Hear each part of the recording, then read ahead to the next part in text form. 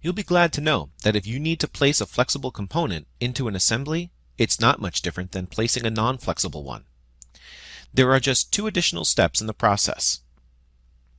As you can see, if you try placing a part into an assembly that contains a flexible definition, such as this flex contact, you're prompted to confirm whether you want to use the part's flexible definition.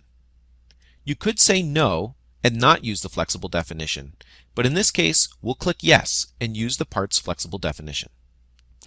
The next step is to enter new values for the items that need to be flexible. The flexible definition of this contact has an angle dimension that's flexible. In the free state of the part, the angle dimension is 60, but perhaps you'd like that dimension changed to 90 when it's placed in the assembly.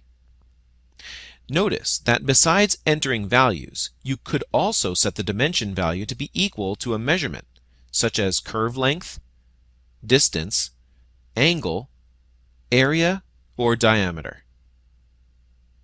In the Features tab, you'll see that a group of features named Test Pad has been added to the flexible definition of the component. By default, features added to the definition are resumed, but can be set to be suppressed if need be. You can use this to turn the display of features in your flexible component on or off.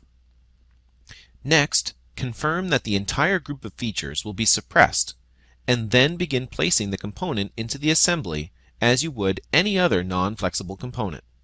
You can see that the flexible part looks pretty different than the non-flexible part. If you cut a cross-section through this assembly, you'll also see that it fits into the connector perfectly. If a change is made to the free state of the connector, the flexible version updates accordingly.